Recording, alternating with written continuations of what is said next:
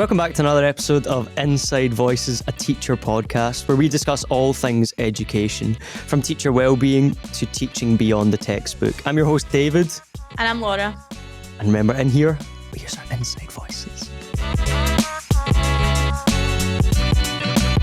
So on today's episode, we're going to be discussing classroom management, behaviour management, that kind of thing. So kicking us right off, what was the worst thing you got in trouble for in school, Laura? You'll be unsurprised to know I was actually very well behaved in school. I didn't really get it. into trouble for much, to be honest. But the one that sticks out to me is primary school. I think it was primary 5 or primary 6.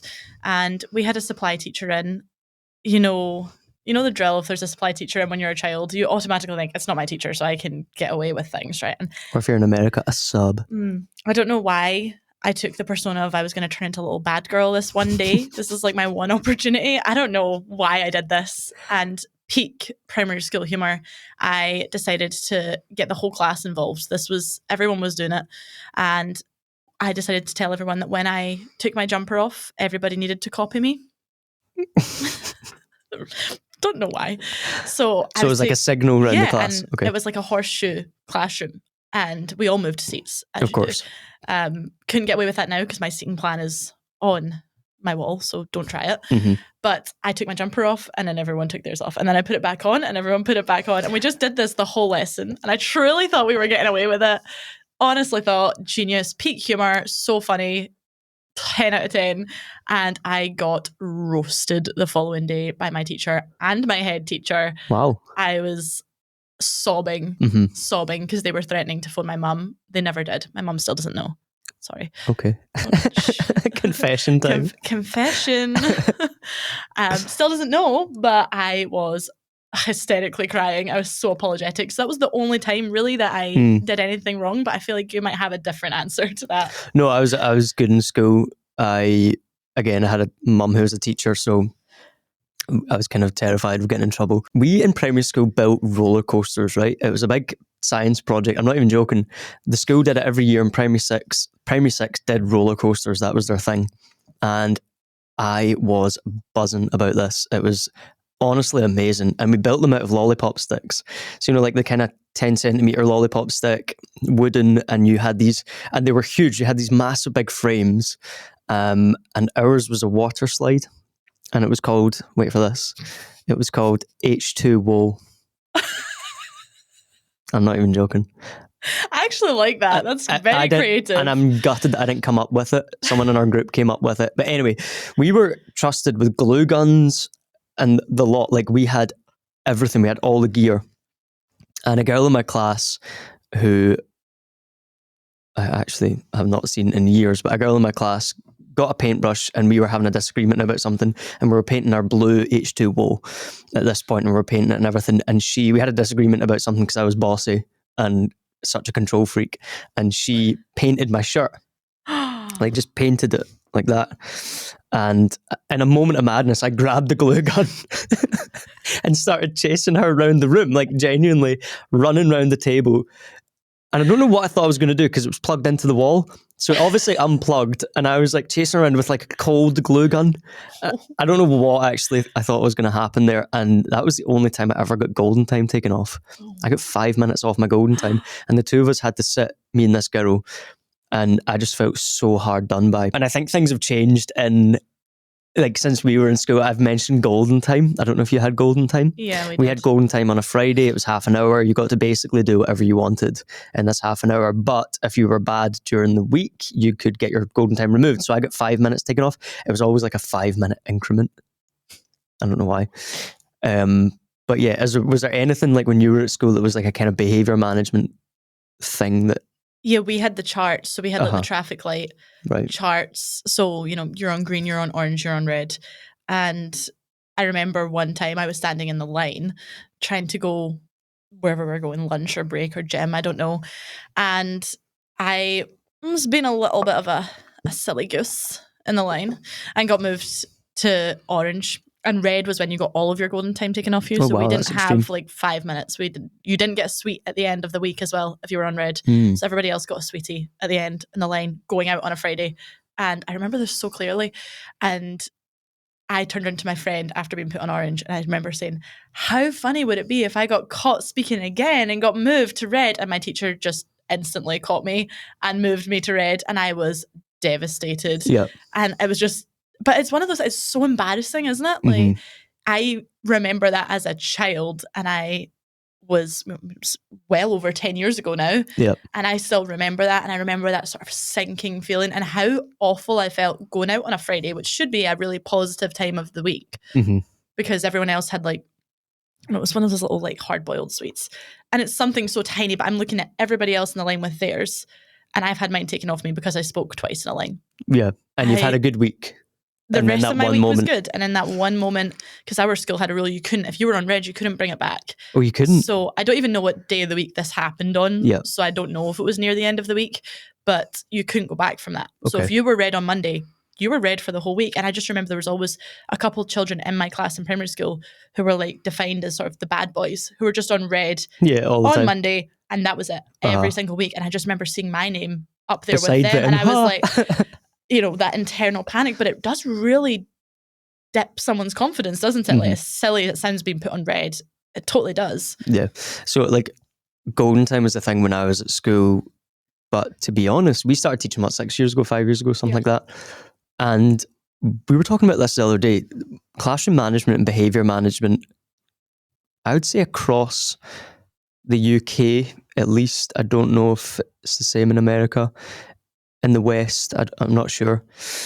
It seems to kind of maybe come from Scandinavia, but classroom management has completely changed since we started teaching it. And we've only been teaching 5-6 years. Yeah. So what do you think?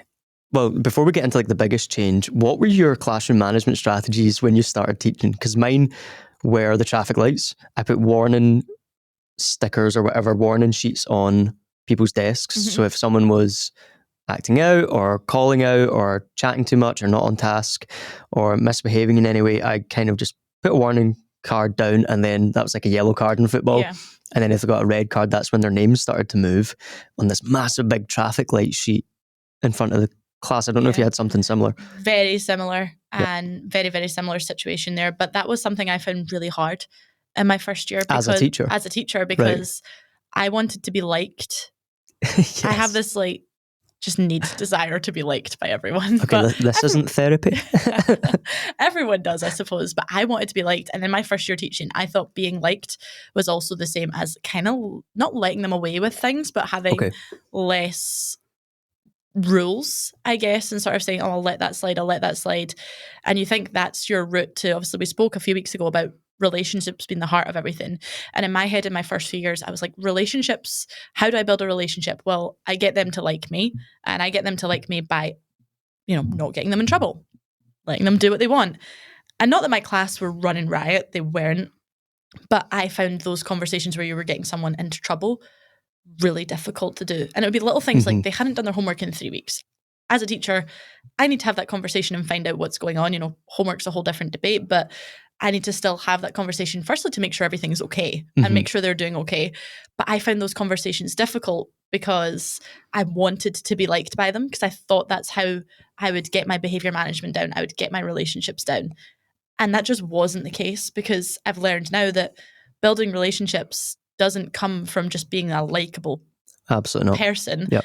And being a likable person also isn't just letting them away with things. You're actually more likable if you have that true relationship, which I think takes time. You can still speak to them when they're not acting in the way that you need them to, but also you're still liked. It's the whole letting them away with things doesn't go hand in hand with the behaviour management. But totally, like you said, we had traffic lights at the start when I started teaching, and now there's none of that. There's no sort of visual of behaviour. It's very much in the teacher's head, and it's very much what the teacher's views are. It's not visible for everyone.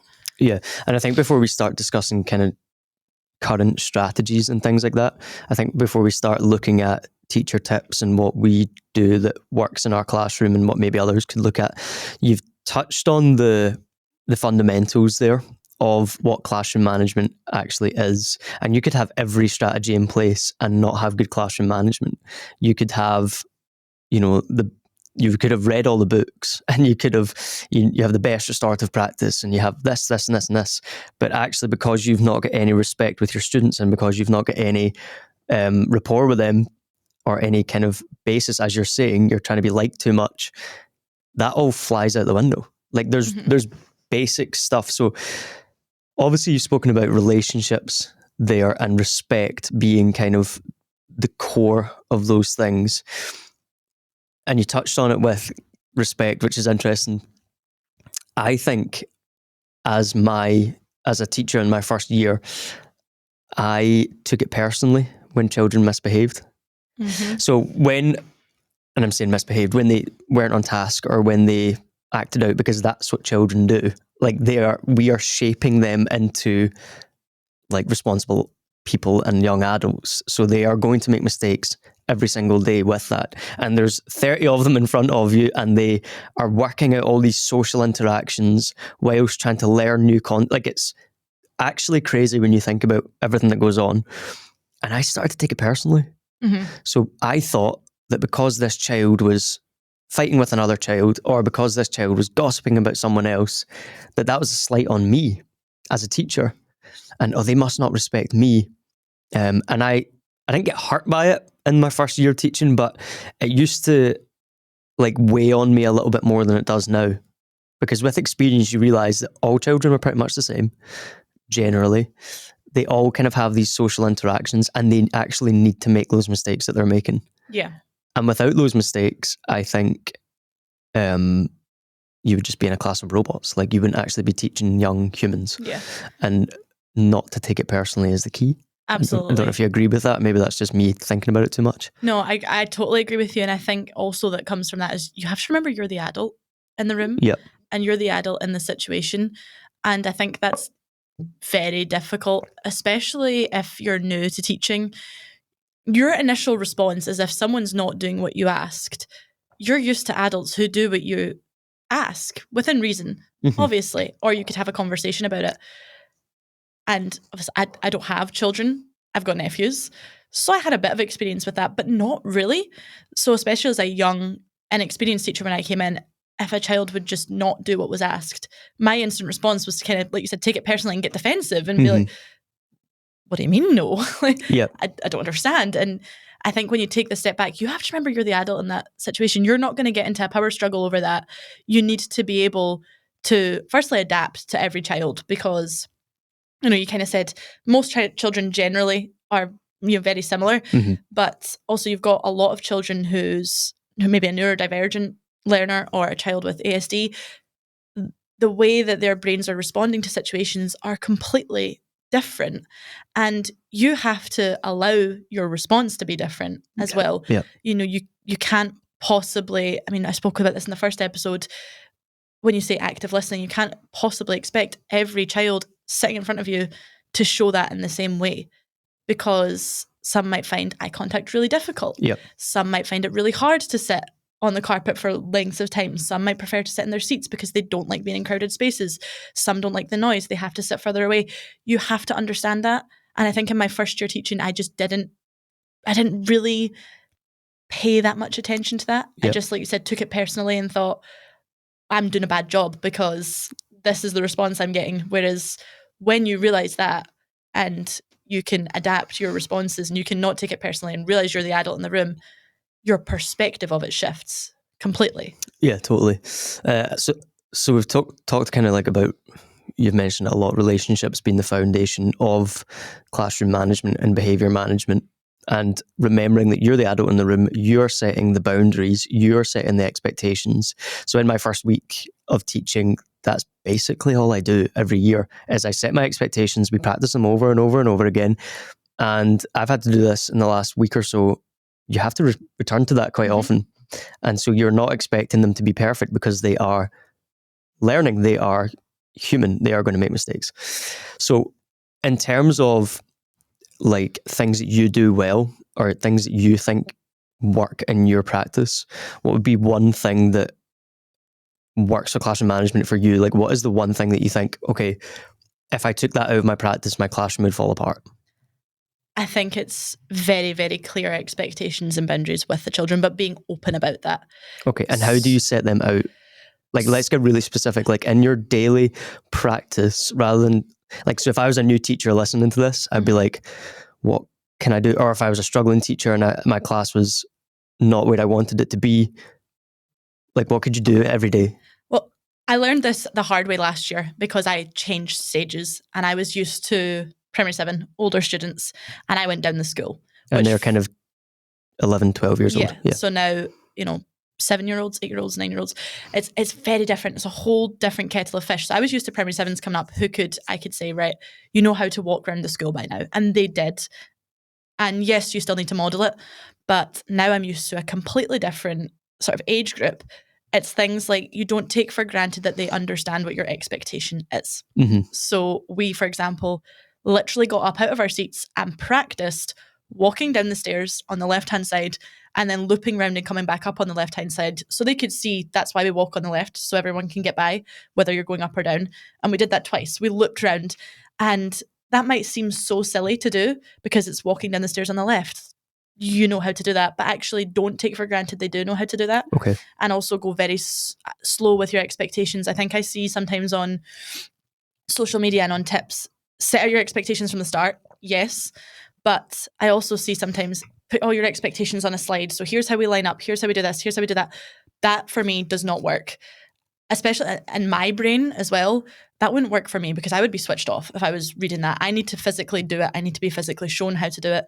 And you've mentioned it before that you say, okay, I want a silent work environment, but what does that actually mean? Yep. Model it, show it, and stick to your expectations. Because again, coming back to that, I wanted to be liked. I would give an expectation. I would just let them kind of push the boundary, push it until it was just completely opposite of what I actually was looking for. Mm-hmm. So if I say, okay, we're lining up, and if I hear people talking on the way down and disrupting other classes because we have open plans, so you can't be talking in the line, especially if another class are trying to work. It's so distracting. So I would say, in my first year, anyone talking, we're going to go back to our seats. But I would never do it because I would go, I don't want them to miss their gym and I don't want them to, be a wee bit late for lunch because they won't like me. Whereas now if I say that, we're turning around. We are going back to our seats. We are doing what I have said every single time. And that might seem very pedantic, but it works. It works for me. It works for my students. And it gets to the point where you don't actually need to turn around. In the first couple of weeks, I don't know how many times we turned around. Dizzy. I don't know how many times we turned around or sat down or whatever it was. But now we don't need to. Yeah. So it does work. And I think what you're saying there is correcting, but I think the flip of that coin, so you're saying every time we get something wrong, we correct it because we need to know how to do it. But the flip of that coin is you need to praise it when you see it. So for example, you said about the silent working environment. Anytime my class in the first few weeks match that expectation, I stop them and I say, okay, that is the level I'm looking for when I say silent work. Now, we can talk about tips, like you might have a sign or a light, like you've got lights in your class for different things, and that's all how you enforce it in a sense, or how you back it up. But actually, when you're saying to them verbally, that's my expectation when I want silent work, and I'm going to praise you for it right now, because you've met that expectation. And in their head, they're thinking, okay, this is the environment that we should be thinking when he says silent work. Or when I say, okay, partner work, that means a low voice. You're not distracting the class next door because we're open plan as well, but you still have to work with your partner. The class isn't getting crazy. We have a kind of low working environment. And when I get to that, I stop them and I say, okay, well done. That's what I'm looking for. And then we can go back. If it gets out of hand, we stop and we say, oh, remember when you were working at that low working voice? Let's get back to that. Yeah. Okay. And you can use different tools to do that. So we've used like voice recognition things on the board. There's lots of different things. Then you get people who cough. Yeah. Or, they've all developed a cough in the last 5 minutes because they want to hear it's called the bouncy balls one that where you can change like eyeballs and stuff. And it says shh every time they go above it. I know, but every 2 seconds it's like shh. Yeah, and because someone's got a cough, someone's just got to drop their water bottle because they want to hear that. So or it's me giving instructions. I'm like, oh yeah, can you just, and it's like shh. I actually don't like those things because every class I've tried to use it for, they want to hear the shush. They want it because it's interesting. Yeah, we've kind of trial and errored quite a few things, but that I think is really key. You correct when you need to correct, and you're really rigid with that and disciplined with it, and you also praise when you need to praise in those first couple of weeks, but you have to do that all year. It's never, for me, classroom management never gets to the point where it's perfect. It always peaks and troughs. So around Christmas time, it's like, forget it. You know, when you're coming up to summer, it's like that just goes completely out the window.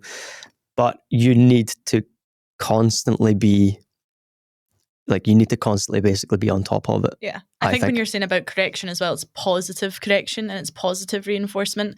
So not, for example, naming names. If you're looking for people to be focused and ready, you could say, okay, I could see most people are ready. I'm still waiting on 5 people to be ready. And you don't have to specifically name people because most of the time they know. And then you see that shift and you see that correction. But also if then statements work really well. So you said about, you know, we're working well then. So quite often I'll say, if we work silently for 5 minutes, then I will open up the flexible seating. Then I will put the music on. Then I will let you sit next to a friend. Then I will. So I always do that in my class and I set the 5 minutes. And straight away that sets the expectation of, here's the silent atmosphere I'm looking for. Now that you've got it, I can let some people work outside, or I can, you know, do something that makes that a little bit, gives them sort of a motive as well, a bit of motivation to want to do that. So talking teacher tips, right? If I was to give one piece of advice to a teacher, it would be have visuals. I think that would be my piece of advice. So what I mean by that is not every learner can remember all of your instructions. Yeah. So we've spoken about learners with ASD, we've spoken about neurodivergent learners and things like that. But just generally not every learner can remember 10 instructions in a row. Some are really good at it, but not all of them are. So what I do is when I've got an expectation for noise level, I'll have that on my slide. I'll have my board up. And there's so many websites that you can use nowadays. Classroom Screen has one inbuilt. You can even just do a laminated sticker or a light, like you've got lights above your board. Some kind of visual that lets them know this is the expectation that we are working to, I think really helps with classroom management in a work environment. If you had one tip, like an actual, this is what I can do to enforce it, this is a product I can use, this is a thing that I can tomorrow go and put into my class, what would you? I think be consistent and certainly model your expectations every single time. Okay. That's more probably for the younger ones, but be very consistent with what you're doing. Like you said, a visual works well, especially in the younger ones. They buy into that quite a lot. So mines are quite invested in what colour's the voice level going to be and decide together as well. So my voice level posters are kind of colour coordinated. I have just little lights you stick onto the wall in certain places around the room. So it's a visual from all aspects of the room as well. It's not just at the front and there's one light. And we'll say together, what voice level do we think this is? It's a whisper task. It's a silent task. Is it partner chat? What is it? And then I change the colour of my lights based on that. Now you don't need to go and spend money to do that. Like you said, you could have a laminated thing. You could have it on your slide. A visual is always good for a reminder because you can also bring them back to it every single time. So be consistent, a good visual, and also remember it changes every day, every year, every class. You know, it changes constantly. What's going to work today and what's going to work next week, and just stick with what's working at that time.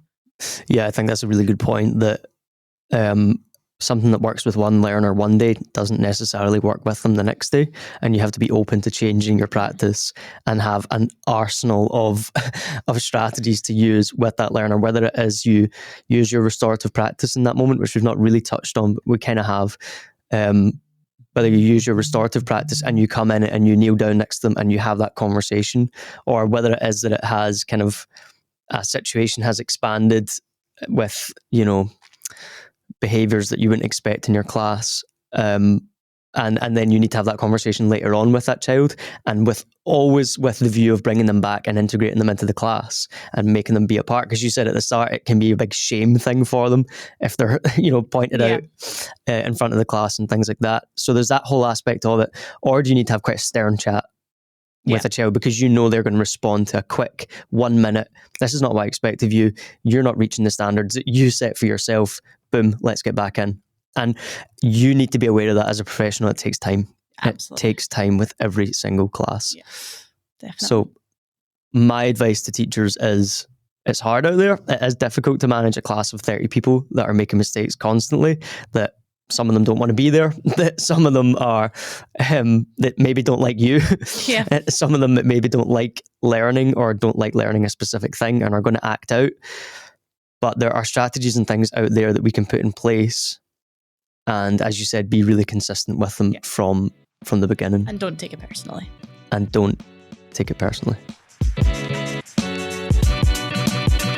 Thanks for watching this week's episode of Inside Voices. Remember to come back next week for our next episode of Beyond the Textbook. And remember, in here, we use our inside voices.